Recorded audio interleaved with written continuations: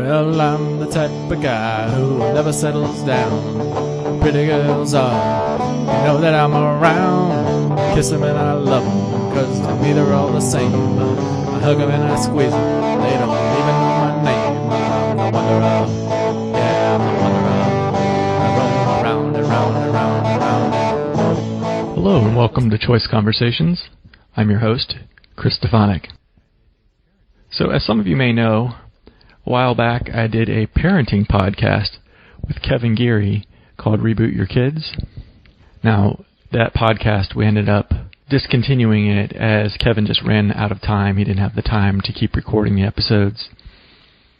They were interview formats, and they ran from like an hour to an hour and a half. And with the work he's putting into his other podcast and the Rebooted Body service that he runs and that he makes his living off of that, he just didn't have the time to have a podcast of that nature.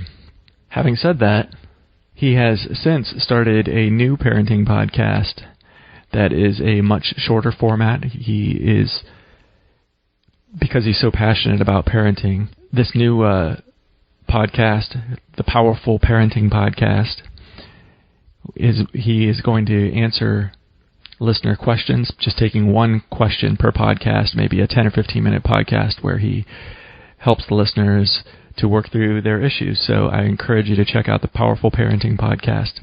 Really good stuff.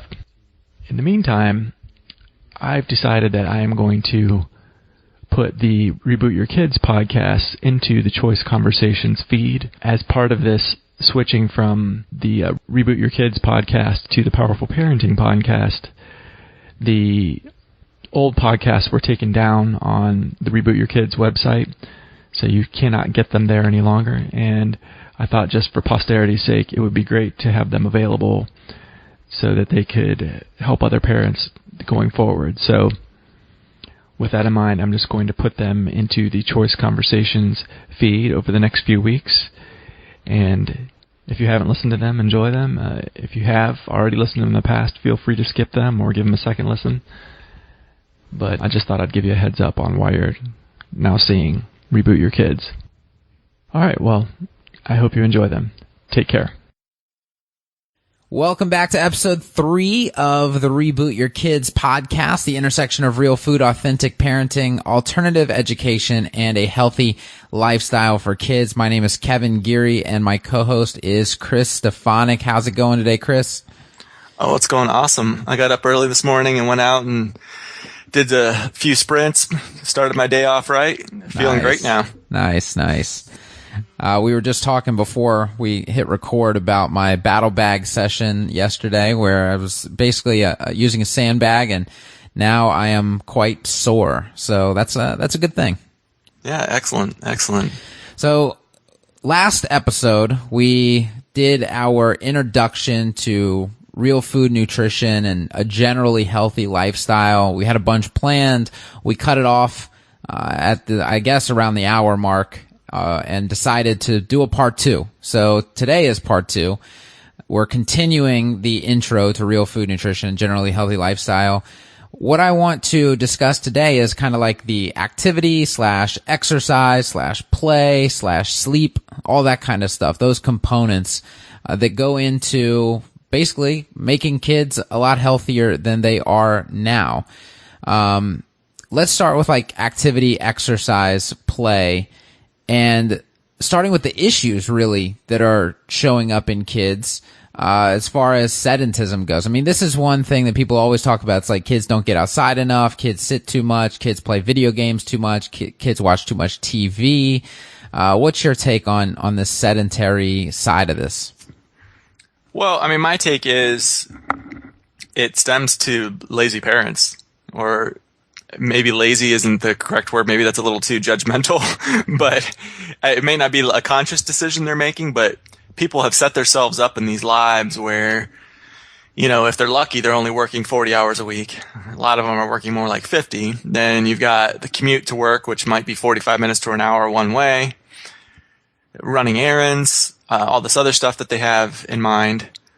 And, you know, pick the kids up from daycare. You come home and you've got to put dinner on the table, etc. it's easy to just set them down in front of the TV or in front of the Xbox or whatever. And as much as parents complain about electronics, honestly, I think that they secretly are thankful that they have them. They're like, oh, good, little Jimmy doesn't want to play with me right now. He'd rather do some Xbox. That I needed a minute to do this anyway. So, and like I said, maybe they're not consciously making those decisions. They're not consciously having these thoughts, but it's just a nature.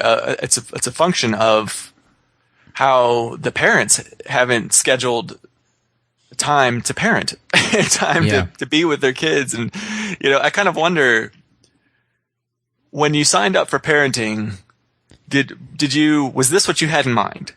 Where your kids are being raised all day by other people, either at their teachers at school, these daycares or whatever. And then you come home and, the time you spend with them, there's like maybe this hour where you sit down at the table. If you're lucky, you sit down at the table as a family and eat. And then, you're going through the process of getting them ready for bed and baths and all of that. And that can be kind of frustrating as well, because maybe the child isn't wanting to do it. They feel like you're forcing them. Right then they're wanting to play. And it's like, okay, and like the authoritarian paradigm we had talked about before, that's bubbling up. And it seems to me like most parents, the way they've structured their lives, they're miserable being parents. And, so it's a whole reprioritization and making time for your kids. People always say kids are their number one priority. They're the most important thing is their kids. Okay, well, how much of your day are you putting towards those kids? Does that make sense? Yeah, it absolutely does. And, I think, like you mentioned, people are so busy and they feel like they need some me time. They need time to themselves. And that's not a bad thing. Like, everybody needs time for themselves, right? But you can't neglect your children to get it. So I think instead of dealing with the fact that people's schedules are overloaded and perhaps they're working too much or they have a job that takes too much of their time because of a commute, they get home, instead of dealing with that, they get home and just take the me time, and their kids are the ones who are sacrificed, rather than making sacrifices in other areas of their schedule, which would probably be far more productive and conducive to a healthy relationship and better parenting, right? So it's kind of like a priorities thing. We need to look at what really matters here. Is it my job that's most important to me, or is it my child that's most important to me, or is it my me time that's most important to me? And really, really sort that out, I think, would be a great first step. Yeah, and I think at the end of the day, when you look at all these areas of your life, the job is not what's the number one priority. More money isn't going to make you happy. You look at these people that are, under that same scenario I just talked about, where they're running all the time. Usually they have the money to put food on the table and a roof over their head. Beyond that, money doesn't really buy you much happiness. Yeah. So, if you can figure out a way to get a roof over your table and a roof over your table. Well, I guess it's over the table as well. Yeah, it is. But a roof over preferably your head and the table, food on the table. That's beyond that. You really need to start looking at, okay, can I get a job that's closer to home? Maybe I can get a job that works from home. Then, you're cutting out that time you're spending commuting, and one that you can get by where it's not expected that you're going to work 50, 60 hours a week, a job where you go in and, you know that most weeks you're only going to work 40 hours a week. I understand sometimes there's critical deadlines come up and the like, and maybe that week you've got to work 45, 50 hours. But if you can get also a job where you're working from home, or at least you can do part of your work at home, sometimes those extra hours can be spent you can do this at nighttime after the kids have gone to bed. So you have time to dedicate towards, these wonderful human beings that you brought into your life that are just so wanting to spend time with you. They so want to play with you. You're much more fun to interact with than an Xbox. Yeah. I know it may not seem that way all the time. Maybe that's because you've had some struggles in your relationship, and the relationship between you and your child is a power struggle. You know, and we've talked about that in some of our earlier episodes. But if you could start to heal that relationship and get it one where there's more equality in the relationship and it's win-win, your kids are going to have way more fun playing with you than they are on the Xbox. And you're going to have way more fun doing that than whatever it is you were doing before. So, I mean, there's nothing more fun than playing with your kids. Yeah, and I think this, we'll wrap this back around to sedentism, but I wanted to get your take on the concept of dual incomes too, and this idea that everybody needs two incomes now to make it. And I'm not sure, is it just a trying to keep up a certain lifestyle type thing, or is it a true necessity at this point? What I know for a fact is that it's not what's best for children. They need a parent there as much as possible. And having both parents out of the house at the same time anyway is, a potential disaster for children. Right. So there's some studies out there on daycares, and there's none of them are favorable for the kids. The kids are much better off with their parents than they are in a daycare. Some of them are really brutal. I mean, if you look at these studies, so, I mean, at best, they're better off at home. At worst case, it's really traumatizing to the child to have them at a young age separated from the parent. Mm-hmm. So, in our society, people, anywhere you look, they're like, what's most important? It's the children, the children, the children. Is that for real?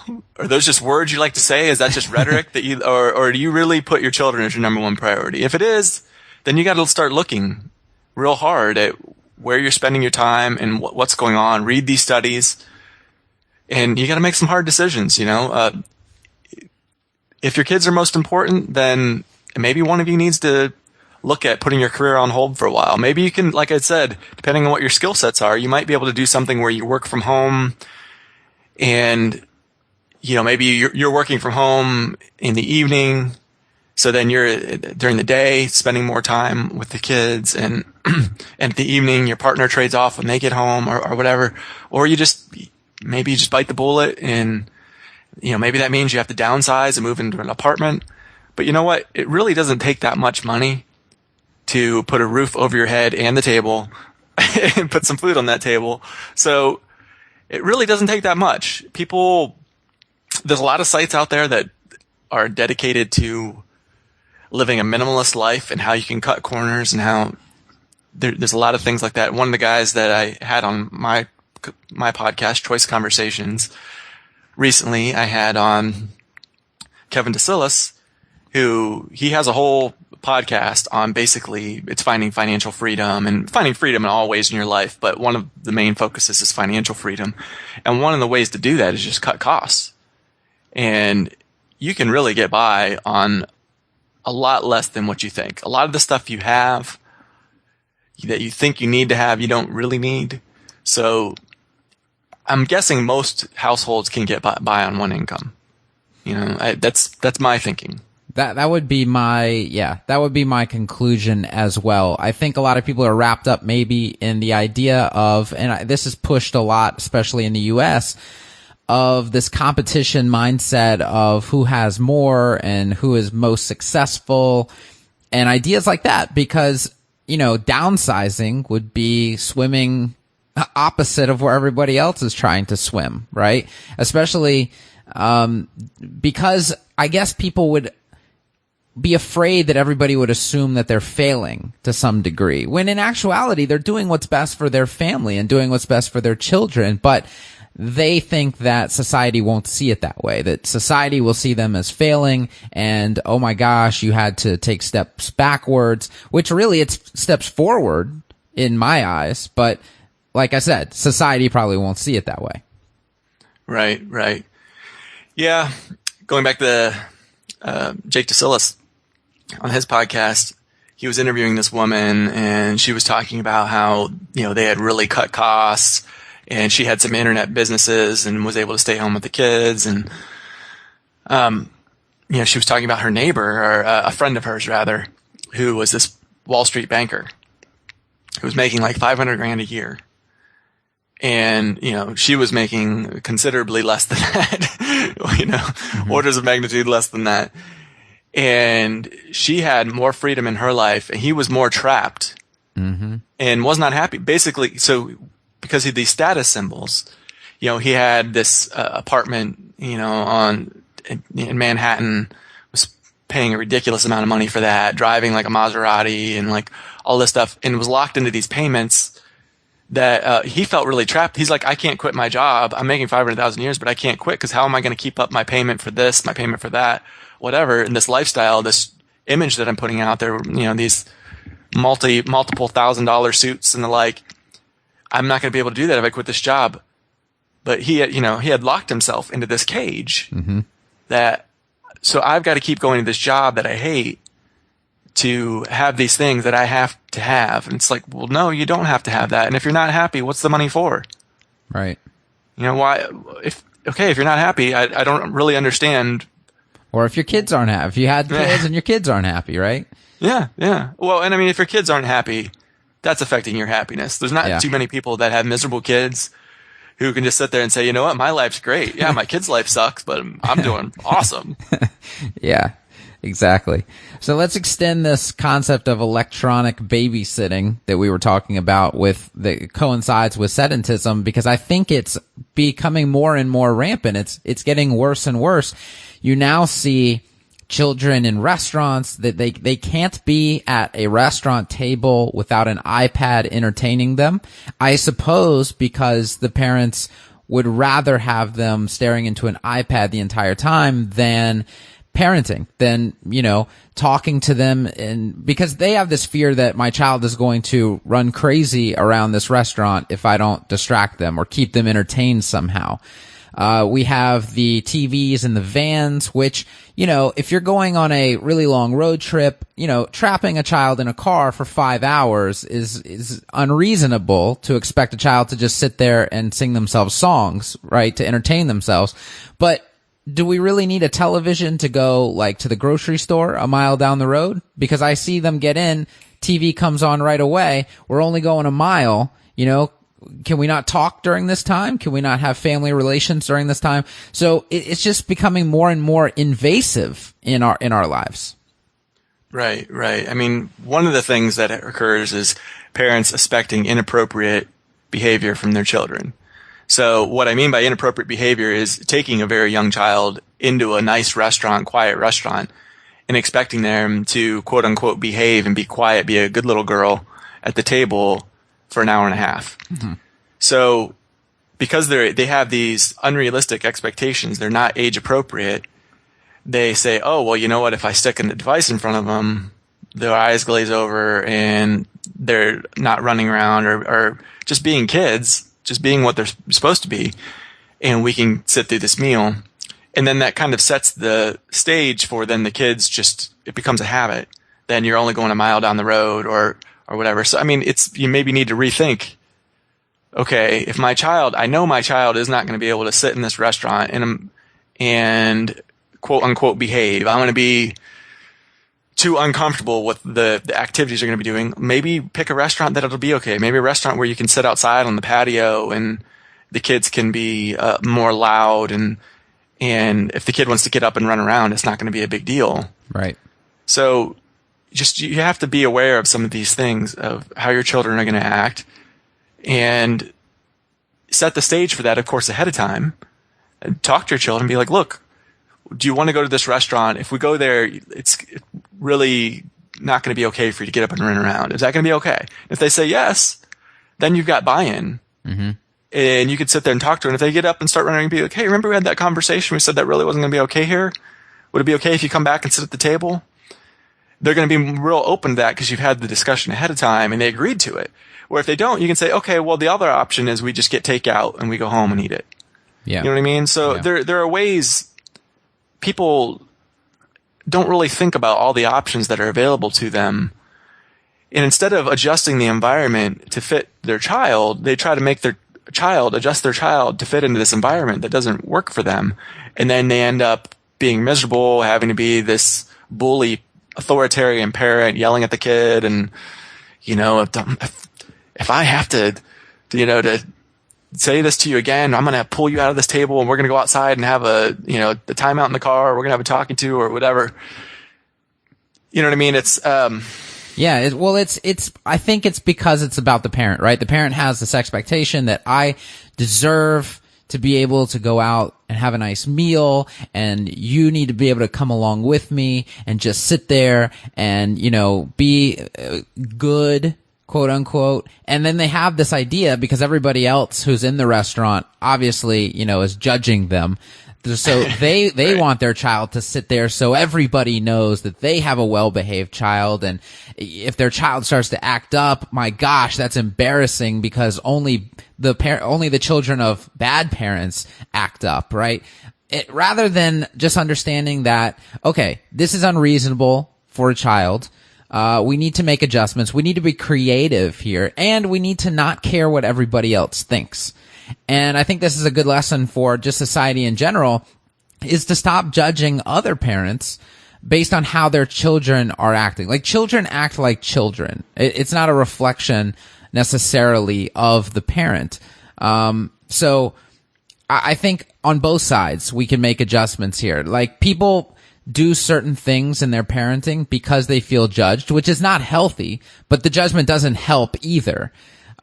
So we could all just be a little bit more relaxed and open and creative to problem solve, and all of those things help children. Right. Yeah, and I think something else to keep in mind when you're at restaurants, for that example, or anywhere when you're out and about and you're wanting your children, you're in the car and the like, is be interested in your child. It's going to be a lot more fun being a parent if you guys actually you interact together as, two equals having fun together and with that sharing interests, rather than there's the authoritarian, the parent and child, where the one obeys the other. So, I'll give an example. Last night, I have an 8-year-old daughter. We went out to dinner. We were celebrating. Actually, recently was promoted at my job. I'm an executive now. Congratulations. Thanks. So we went out to dinner to celebrate. And now my daughter's 8, so it's a little easier at 8 than at, say, 3. But, we went to a pretty nice restaurant. But the whole time I was interacting with my daughter. There was no electronics. So she gets the little placemat, and there's tic-tac-toe in there. Oh, Dad, let's play tic-tac-toe. So we're doing that. Oh, color with me. Okay, we do that. Oh, let's play a game. So kids are making up games all the time. Mm-hmm. And so we were doing like a kind of a soccer on the table with the crayons, rolling them across, and you try to hit it in the other person's goal and the like. And we're doing that. And, a couple times crayons went on the floor. The horror, Mm-hmm. But we had a blast. We were laughing and smiling and having fun. And my daughter was part of the conversation the whole time. She was, there was the three of us were together sharing an experience at the table, rather than the kids sitting there doing their electronics while the adults have the me time or whatever. So, and you can have fairly adult conversations with your children as well. You're going to have to be patient when they're going to ask questions. So what does that mean? Yeah. I don't understand that part. Could you explain that to me? But the more you treat a child as an equal, treat them more or less like an adult. Obviously, there's some exceptions you have to make to that, but in general, you can talk to them like they're an adult. Don't talk to them like they don't know anything. They're going to be able to hang in there in those conversations and ask some questions that adults don't think to ask because we've been so indoctrinated. Sometimes they ask some really good questions, you know, that's a really good point. Why do we do it that way? You know what? I don't really have a good answer for that. I'm going to have to look into that. How is it just something that's always been done that way? And you're right. Maybe we could look to change that, Yeah, absolutely. Cool. So, I think there's some people who are probably thinking to themselves, okay, I get it. Like, there's a lot of electronics and issues with that. There's a lot of issues with sedentism.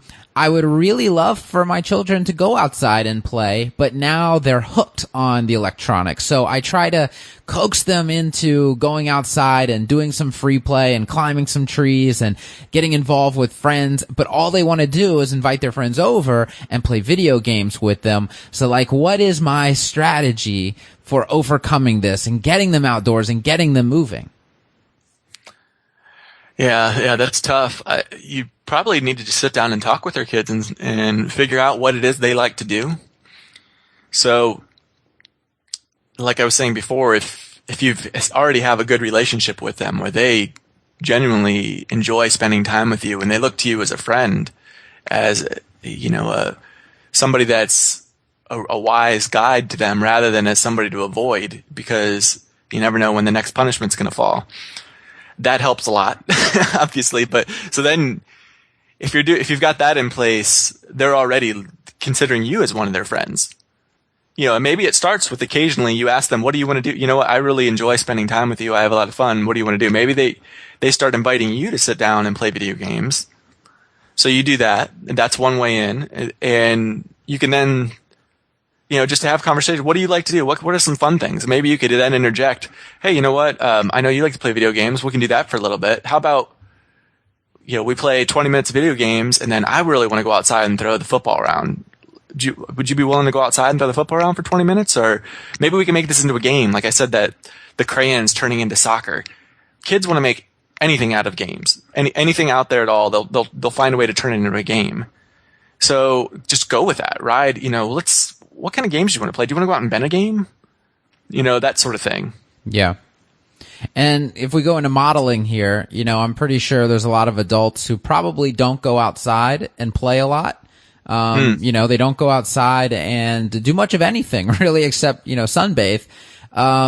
It would be good for the adult to start to set an example there. And yeah, involving your kids in play outdoors. So not just shuffling them out the door and saying, hey, go find a friend, go play, right?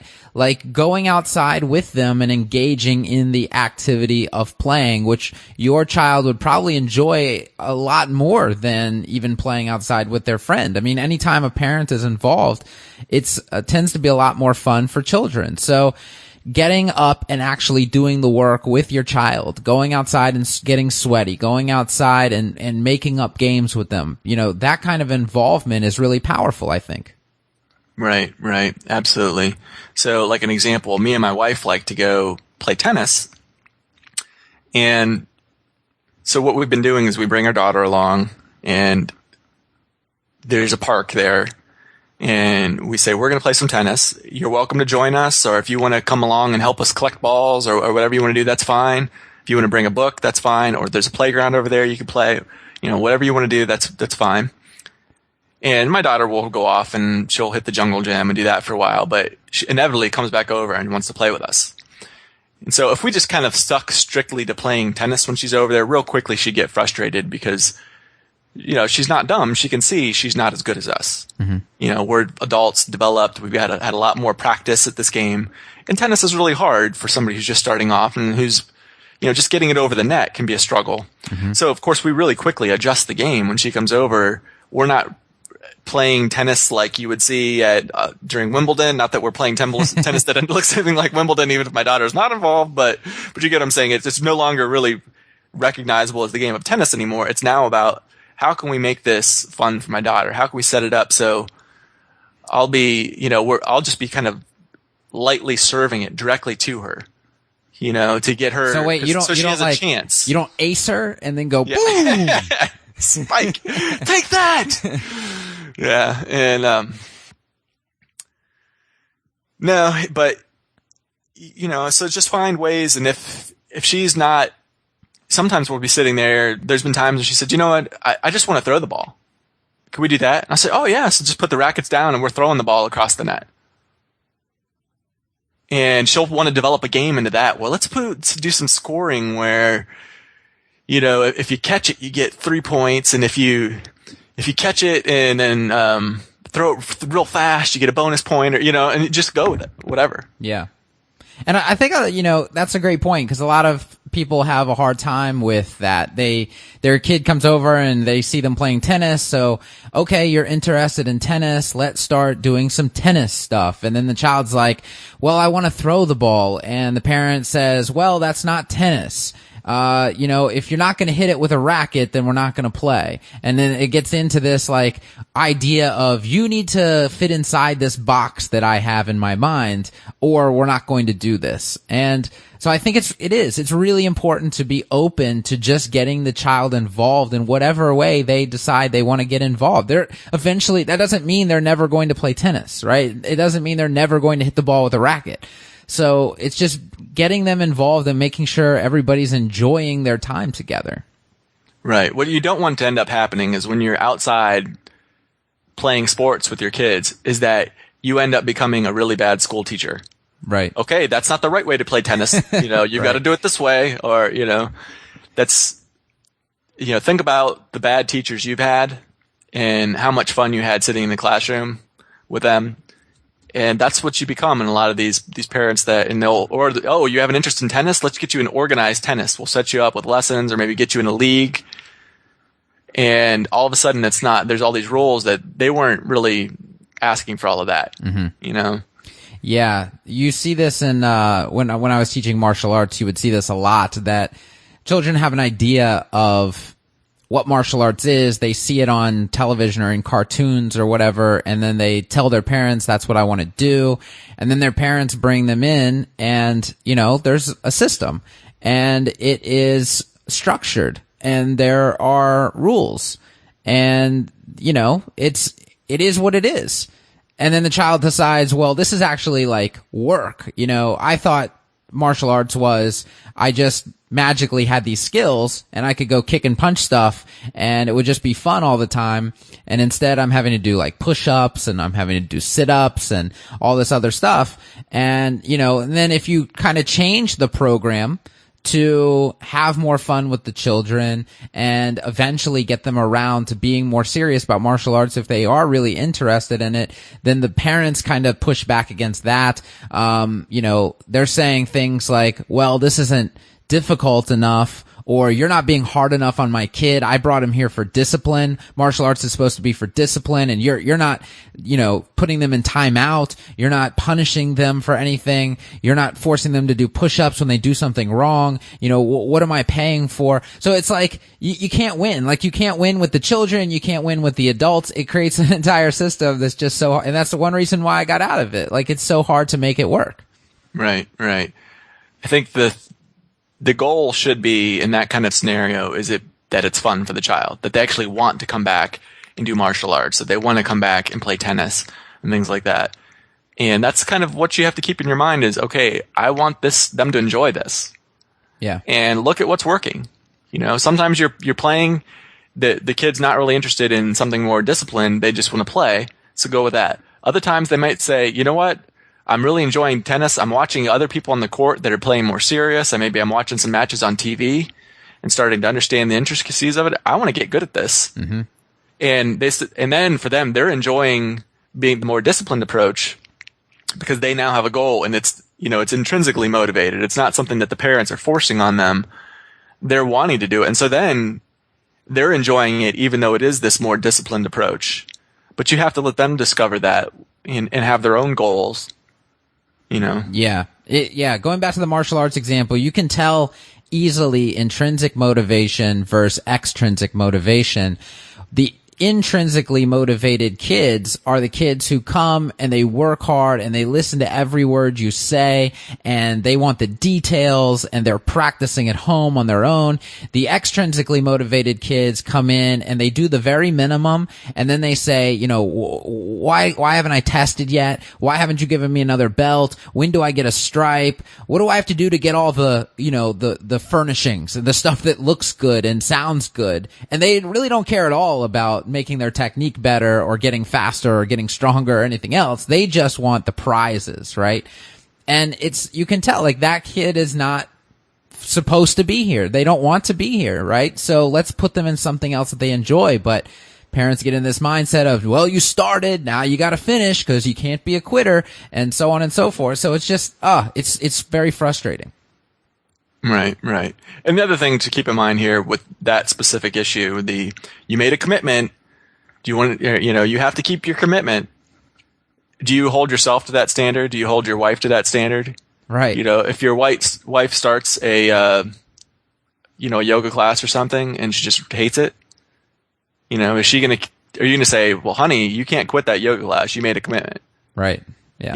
And I mean, seriously, people, would you hold yourself to that? If you're actually miserable going to something, you're going to quit. You're going to be like, well, no, I'm not going to continue doing this. Are you kidding me? But for some reason, our kids are held to a higher standard than we are, even though they're less developed, less capable of meeting those standards than we are. It's just a really unfortunate scenario. Absolutely.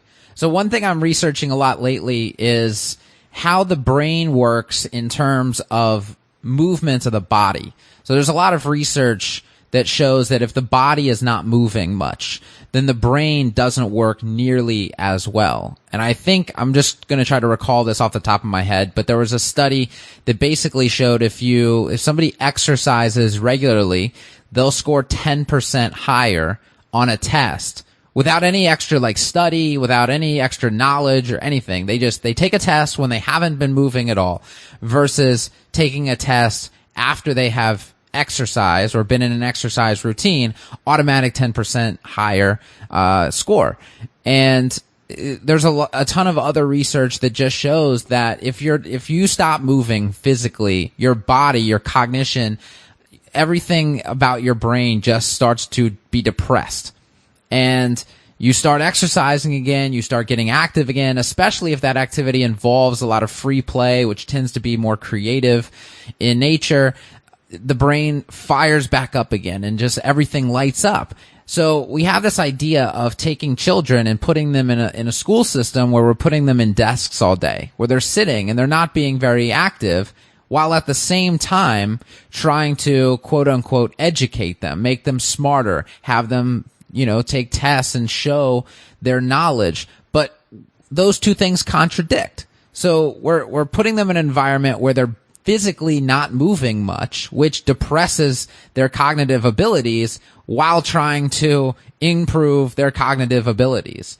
So this is just another part of the sedentism piece, that we're sending kids to a box for 8 hours a day to be sedentary. Right, right. Well, there's a couple points there. One is the human body is not meant to be sitting all day. So our species did not evolve taking that position of sitting that's a relatively new thing, and especially somebody that would actually sit. Chairs have only been around, a couple thousand years, and as far as actually a large number of people sitting in that chair all day long, that's been, something that has only really occurred in the last 100 years or so, that a really large number of the population do that. And they can see there's all kinds of issues that develop after, years of doing this at a desk job, or maybe you sit in a car all day or whatever. The hamstrings start to tighten up and the hip flexors, and there's back problems. And so, for example, I have a desk job, but I spend at least a couple hours a day standing. I have a standing desk, and, that helps. So, but you're asking your kids while their bodies are developing to do this, that's not good. Mm-hmm. As far as the exercise helping the brain, to you test well and people kind of forget that the brain is actually part of the body. Right. It's like, hello, the brain, this isn't some separate entity. This is an organ, a physical organ that is just as reliant on nutrients and exercise, and sleep as your heart and lungs are, as every other system in your body. So, this is a physical organ. When you're exercising, you're improving the function of your brain just like you are your heart and everything else. When you're eating well, you're improving the function of your brain. So that is absolutely something that people need to keep in mind. Yeah, and in At Rebooted Body, in my Total Body Reboot program, in one of the modules, we have a ton of information on emotional health and exercise. That basically the studies are showing that consistent exercise, and I'm not talking about, long steady state cardio, hour-long runs and things like that. I'm just talking about exercise and movement in general is basically equal in effectiveness to drugs like Prozac. And people need to realize this because we're such a medicated society and we're a sedentary society that a lot of that can be reversed by just returning to movement. And it makes sense. I mean, if the body is not moving, like you said, the body is programmed to move. It needs to be moving as much as possible. The brain gets depressed when the body is not moving because it feels like there's something wrong here, right? We're in a situation we're not supposed to be in. So, that's an important point too. And the same would go for children. If children are having attention issues, if children are having issues with being negative a lot, maybe their sedentary lifestyle is causing a lot of that. Getting them active again, especially in free play where they are free to be creative and use their brain while they are being active, that's something that really needs to be looked at. Yeah. Now, I know at some point we're going to do a podcast on education. Mm-hmm. My daughter is in a Montessori school. It's a really, really great fit for her. I'm not saying it's the choice for everyone. One size does not fit all, but that's kind of the point, is that rather than making your child fit into a certain environment, find an environment that works for them. So we're fortunate that we've got a really good Montessori school and my daughter loves it. But at her school, they don't sit in desks all day. They do have desks in there that the child can choose to sit there, or the child can choose to go to the floor, or to a couch, or stand at a table and work. They've got a lot of stations where they can just stand.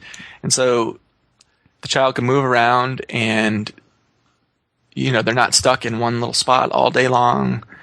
And they can pick where they want to do their work at. And that makes a huge difference. And what they found is the Montessori environment, and there's a lot of pros to Montessori besides just moving around and being able to work on the floor instead of a desk. Right. What they found is that some of these kids, what happens is someone will be struggling at a public school. And they'll pull them out and they'll try Montessori. They'll come to our school. And all of a sudden, this kid that was ADHD is magically cured. It's like, oh, my child's not ADHD anymore. It's like, think about that a little bit. And it's what it is just you were taking a round peg and going into the square hole. Yeah. And instead of, if you find the right environment, it's like all of a sudden things come together. So, and Montessori may not be for everyone, but, explore your options. Please, before, if you're going to put a drug in your child, explore changing the environment before you go down that road, because there's in my mind the science on that is extremely questionable at best. So absolutely. So action steps, I'll give mine and then you can add any that you have as well. My first action step would be to play with your kids outside.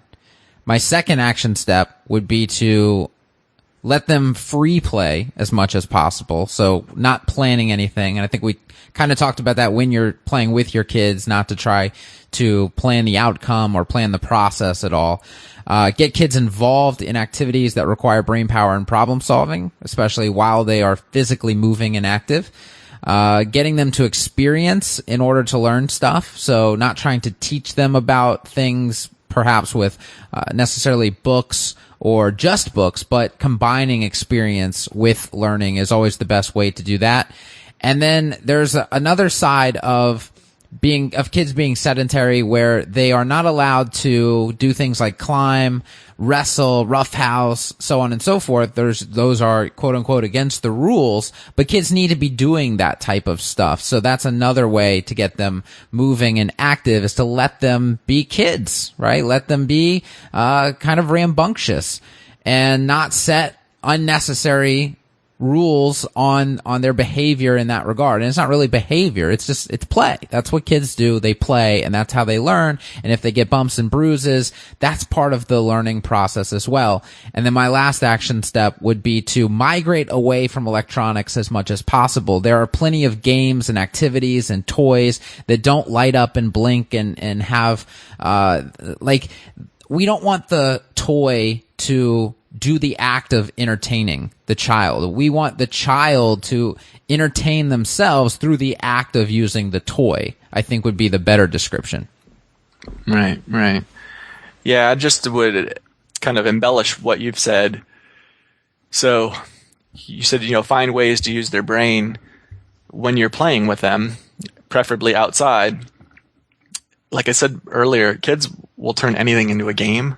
And that's a great opportunity. You can work on math, so let's keep score for this, and you can write it down and, so that, if you have to leap to catch the ball, then you get bonus points. So why don't you be the scorekeeper over here and you can increase that, so they get addition down. Then you can start to have penalties. Now you're getting, subtraction worked in there, and there's just all kinds of ways to work in that sort of thing.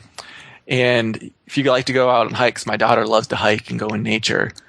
You could read up ahead of time, and then while you're out, you could be like, oh, you know what? Look, this is a birch tree, and just kind of throw in some interesting things. Or the birch tree, this was used for, to create this kind of product because it has these special characteristics or whatever.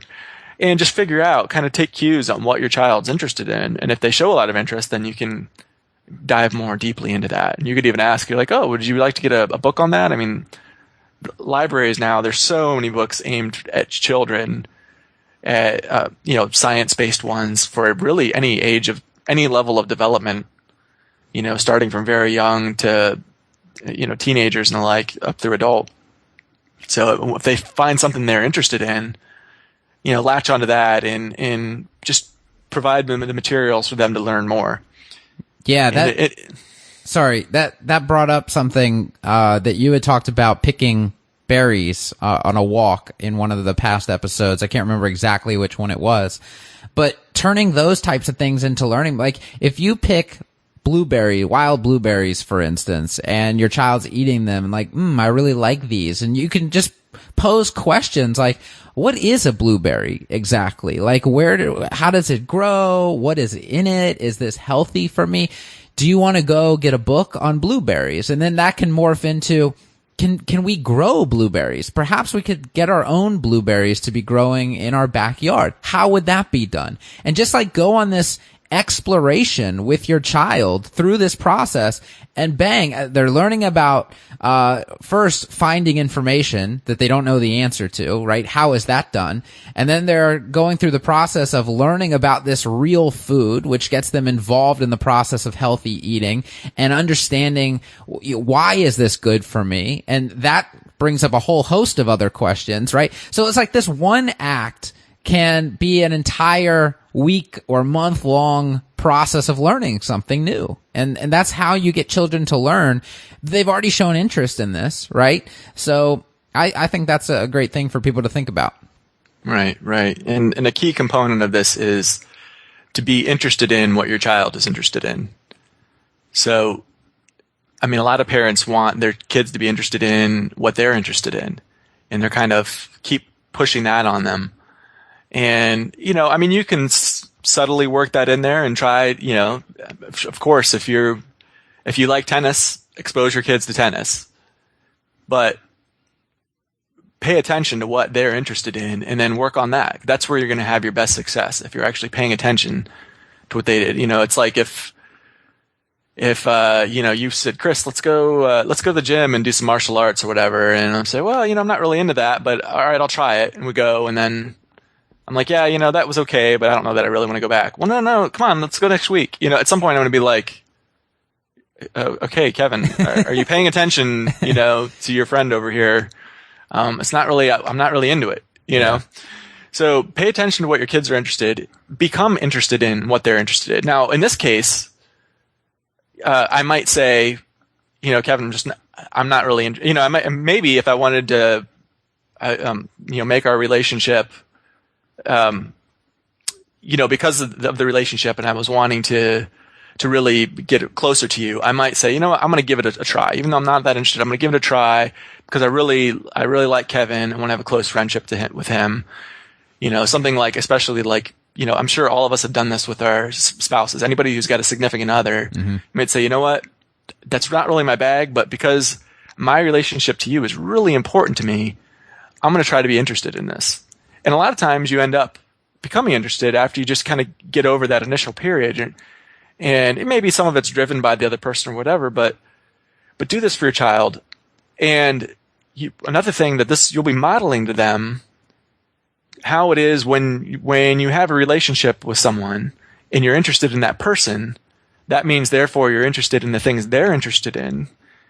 And all of a sudden they might now be, I wasn't really into tennis before, Dad, but you've now modeled to me what it's like to show interest in something that maybe you weren't all that crazy about up front. I'm going to, it starts to come around the other way. Children will absorb this and start showing interest in things that you're interested in that maybe they weren't really interested in. Yeah. So it's really great behavior there that hasn't really been talked about all that much, I don't think, in the parenting books I've read and the podcasts I've listened to.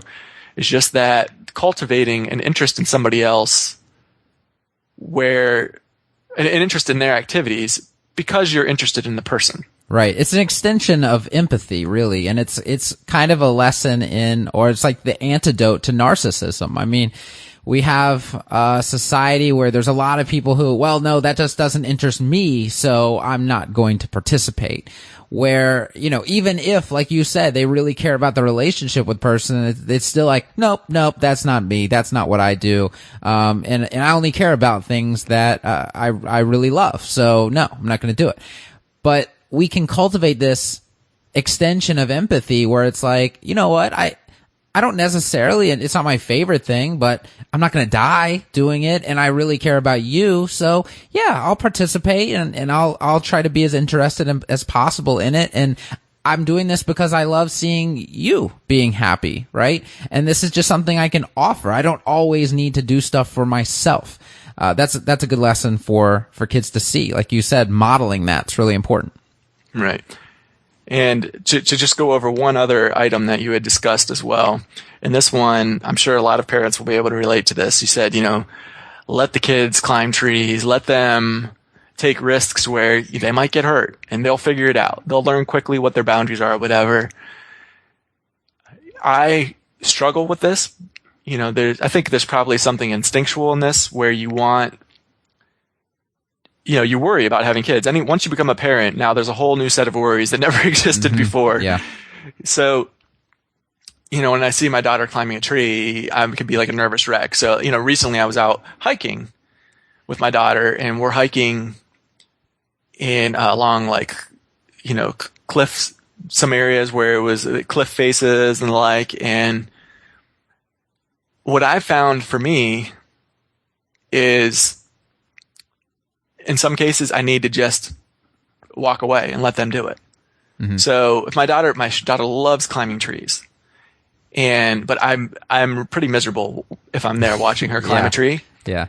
But I know she can do it, and I know she loves to do it, and I know she is wise at determining what her limits are, and she's not going to put herself in a bad situation. And I just walk away. I'm like, she's climbing a tree. She's got this. I don't need to step in. If she can make it to that next branch or not is not my problem. That's her problem. I'm going to let her figure it out. But I'm going to leave the room because I'm going to leave, I'm going to go in the house and let her climb that tree outside alone, because for me, otherwise I'm going to have a heart attack if I stay out here. So yeah, I kind of feel the same way. And I think it's definitely a problem for a parent who feels that way to place limits on their children or to stand there and give the instructions and the orders, like put your foot there, grab that branch, right? Be careful. They don't need that. That hovering is not healthy. But I don't see, maybe I'll get your take on this. I don't see an issue with standing underneath them and expressing what you are feeling as a parent watching. Just saying, you can climb this tree. I'm just feeling nervous, or I'm feeling fear, or whatever you want to say, but just kind of conveying, but not turning that into any sort of limit or instruction. Just kind of telling them, hey, I'm going to stand here underneath you, but I'm feeling nervous about what you're doing, or whatever. Especially maybe if it's their first time. Now, if it's their 50th time doing this and like you're still doing that, like that could be a problem, right? But just that kind of communicates to them, hey, this is like a time to watch out and quote unquote be careful, without telling them be careful. I don't know. What do you think about that? Oh yeah, I think that, being honest about your emotions and feelings, one of your pillars, of course, is authenticity, or what is authenticity. Actually, I think that's even like above, that's above the pillars. That's the whole house. That's the overarching concept. So, right. So expressing your emotions and being authentic is absolutely a good thing to do. And I've had these conversations with my daughter. I've said, when you're in a situation where there is a risk, I'm very nervous. Because I love you, because I care about you. And it's also an opportunity to bring in some education. So I talk about how evolution, what traits, my daughter's really interested in evolution. So we talk about why are certain traits go forward? Why are these traits there? So you know what? I think it's pretty common for parents to worry about their kids whenever they're doing something dangerous.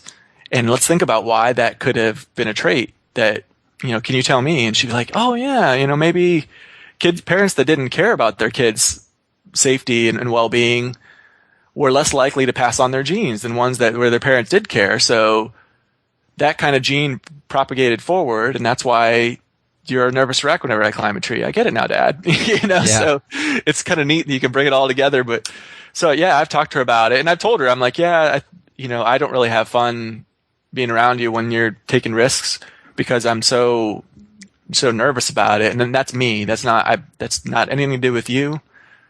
I own that. Yeah. And it's probably because of that, that evolution thing we talked about. And, but I trust you to make good decisions. Obviously be careful if you see there's a ledge or whatever. I mean, you've fallen down before, I don't need to tell you this. That's not fun.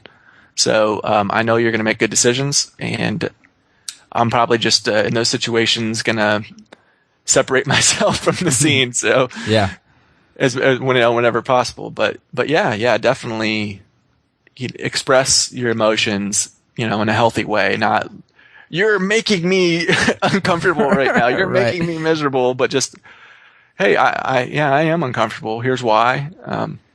Yeah, if we haven't talked about that, I have done a video on that. I think we talked about it, but yeah, how we're not communicating ever that somebody's making us feel anything. That's not a legitimate way to communicate what you're feeling.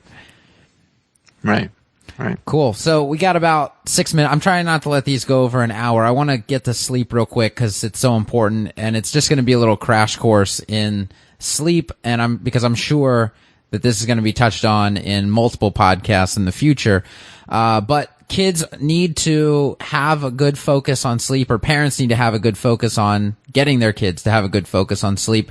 Chronically poor sleep makes you metabolically like a type 2 diabetic. People don't realize this, but it completely screws up your metabolism and your ability to stabilize blood sugar. Poor sleep equals poor cognition and focus and learning. So going back to the attention issues, before you ever do medication, check on the nutrition, check on the activity levels, check on the sleep. Sleep is critical for immune function. So if your children are getting sick a lot, that's another area to look at. Poor sleep causes disordered eating habits. So we'll do a little crash course here. It suppresses leptin levels. Leptin is the hormone that triggers satiety in the body. So if you are getting chronically poor sleep, and I'll add to the other side of that, it drives up ghrelin production. So ghrelin is the hormone that increases hunger. So it suppresses satiety, it increases hunger. And of course we wonder, and adults are affected by this a lot, why are my cravings so out of control? Oh, well, maybe it's because I got 6 hours of sleep last night. That has a huge impact on your eating habits, and it will do the same for children as well. And then the other thing I wanted to bring into this is that going to school promotes poor sleep. All right. Schools start too early and kids are staying up too late doing homework and other activities. So this all of this stuff tends to tie in, right? So, we made it back around to the school concept again. And the next episode, I believe, is going to be on school, but there's just another way that school is tying into negative health outcomes for children. Right. Yeah, and just another plug for my daughter's awesome school. They don't believe in homework there. And the studies are actually very poor for homework. They've done studies, and basically there's almost no correlation between homework and academic success. Right. So it's busy work. It's another thing. And I think some parents at a subconscious level like their kids to have homework. I mean, I know there's parents that complain if the kids aren't getting enough homework. Yep. And I wonder how much of that is at a subconscious level. Hey, that's busy work. I need my me time. Yeah. More babysitting. I need time to do the dishes and all of that, and not have to be, because I'm the tyrant here, because I'm the dictator in this house. I have to be controlling their every move. So if they're not doing homework, then I've got to be lording over them. So I want there to be homework. Maybe those aren't consciously thoughts going on, but it's a subconscious drivers. And of course, I mean, it's a common thing. Parents will ask their students, will ask the teachers to assign more homework, but our daughter's at a school where they don't believe in homework. And you might, if your child's at a school where they do believe in homework, which is probably the case, be an advocate for your child. You can go in and say, look, we don't really believe in homework. Here's some studies. Would you be interested in, exploring this, reducing the amount of homework? Or is there a way, a way to, that my child, at least, if not the whole classroom, based on these studies, is there a way that we can reduce the amount for my child? And be an advocate for your child. You have more power at the school than you think you have. So that's one thing you can do. And I think that's a good action step because it's reasonable. It's something where you're not just letting the school and the teacher dictate everything that's going on with your child's schooling. I'll struggle to say education there, but going on with your child's schooling, you're stepping in and you're saying, look, let's do some critical thinking here. Here is the research that says X. So why are we doing Y, right? And have that conversation and get the ball rolling. See what happens. Right. And like I was saying before, don't stick a square peg in a round hole. If it's not working out, if you're not getting some traction at the school, they don't want to work with you and they're giving crazy amounts of homework, and you feel like your child doesn't have any time to do all these wonderful things like going out and play like we've been talking about. If one parent's working, if you can, downsize and one parent's working, you could do homeschooling. You could do unschooling. We'll get into this later in our education podcast, but explore your options is the point here. There are options. You're not trapped. Some people feel like, well, my child has to go to public school because we have to have 2 jobs and we can't afford to send them to some fancy Montessori school. You have options. That's just one thing to keep in mind. Yeah, and if you bring this stuff up with your school and you're just getting shot down time after time after time, I think that's pretty good evidence that your child's in the wrong place, right? So if they're not willing to listen and be rational, especially in the face of, good research that you're showing them, well, maybe it's time to start looking for a different place. Right, absolutely. And to just bring this back to the sleep thing and tying in some of the concepts we talked about earlier with the electronics keep you awake. They suppress your body's natural, what's the word I'm looking for here? Tiredness. There you go. Yeah. But there's light. So the circadian rhythm is right. Yeah. This screws up. Yeah. Right. Yeah. The circadian rhythms are reliant on light. And, for the thousands, millions of years that this species evolved, there was not this electronic light. There was one light, and it was pretty regular going across the sky. And so it sends a signal to your brain when you're watching these electronics and there's all these bright lights flashing and it's still daytime. and you stay awake. And I mean, I've definitely noticed this since my kind of rule for myself is I try not to do electronics after the sun goes down. And I've noticed that if I break that rule, if I stay up watching TV, I'm wide awake. And then as soon as I turn the TV off, and like 5-10 minutes later, I'm like, whoa, I'm pretty tired. I didn't realize it. Or where if I don't do the TV, I just naturally, I'm tired much earlier than I would be if I was watching TV. If I'm watching TV, I can stay up later feeling like I'm not tired a lot later. So if you can minimize those electronics, especially when it starts getting towards, that time of night when the sun starts going down, and you're going to be able to do that by being interested in what your child is. You're going to be sitting there with them, and then you can kind of help guide them into activities that are slowing down, sitting down and reading with them, sitting down, maybe doing some artwork with them, put on some quiet music, get them to wind down. And then when it comes, they're going to be about ready to go to bed anyway. I mean, my daughter, we've got this as a habit at this point now where we do these certain things at a certain time in the night, and she just can't wait for story time. And she wants to sit down and read stories. We read the stories to her. Sometimes she reads to us. And she's falling asleep while we're doing that. So, it's a piece of cake. Yeah, very cool. And I'll nuance the light thing real quick. It's really the color of the light that causes most of the reaction in our brains. So if you think about the sun can actually be a bluish color, or the sky can be like a bluish color in the mornings. It's called like the blue hour when you go out, and it's just like everything kind of has this blue cast to it. And then at night, of course, we know a sunset has an orange cast. Well, it turns out that you talked about like our evolution of experiencing light and the color spectrum of light. At night, the only light you could produce physically, manually yourself would be fire, right? And fire has that same orange cast that a sunset has. So a fire wouldn't actually keep you from being tired. It wouldn't screw up your circadian rhythm because your brain is sensing that orange glow from the light source, and everything is fine. But if you have a blue light source at night, that completely screws everything up because it tells your brain it's got to be morning. Morning time is the only source of this bluish light coming at me. And that's what triggers your brain to get out of rhythm. So there are ways to hack it where at night you, like my computer, I have a program called Flux, and it basically takes all of the blue light out of the computer screen after a certain hour, and it goes based on the computer clock. So at 8 p.m. or whenever, it says sunset is, my computer screen turns this like orange color, basically, takes all the blue light out. And that helps a ton because the blue light going in your eyeballs. Now, you can't do this with your television. That's a problem, right? So you turn on the television, you're going to be hit with a ton of blue light. And if that's at night, it's screwing you up. It's just plain and simple. So that's a little nuance for the sleep thing.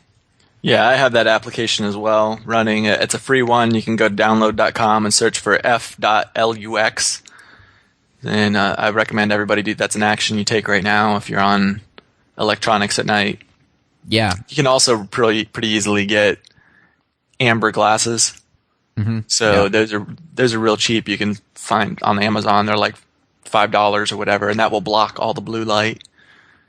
So if you're going to be up around your house, because you're just like, oh, I don't have blue light. Well, I mean, most of the lights, the like fluorescent lights and the like around your house are still they're putting off a white light, which has all the colors, including like blue. So lots of issues there. I mean, some people will actually get amber lights and use them at night. I know there's some really hardcore people like on Choice Conversations. I interviewed Jack Cruz. Yeah.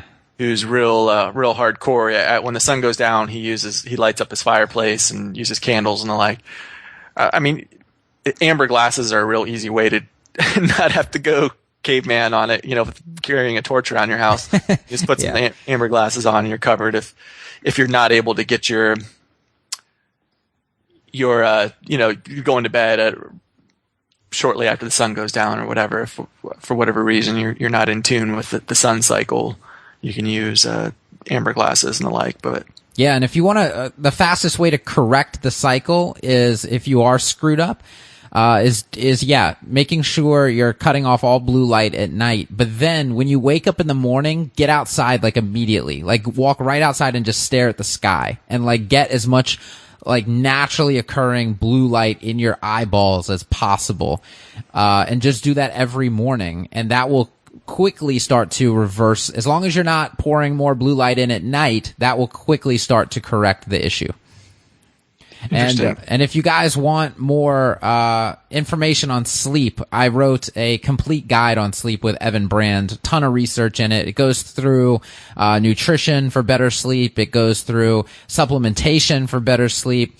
It takes you through all the problems with poor sleep quantity and quality. So a lot of people think, oh, well, my sleep is great, so I don't need as much, or I am going to get more sleep because my quality is reduced, but that still doesn't really help either. You kind of got to have both. Like you got to have the quantity and the quality to really get the results. So it's one of the most comprehensive guides I think that's available, and you can get it at REM Sleep, REM, REMrehab.com. So REMrehab.com. Nice. Cool. So that's, I guess that's a wrap for today, especially since we're a little over the hour mark. And I think next episode we will be back talking all about education. Is that right? Sounds good to me. Excellent. All right. Well, I'll talk to you soon. All right. Take care. Around the world, because I'm the wanderer. Yeah, I'm the wanderer. Roam around and round and round and round. Take it, Mark!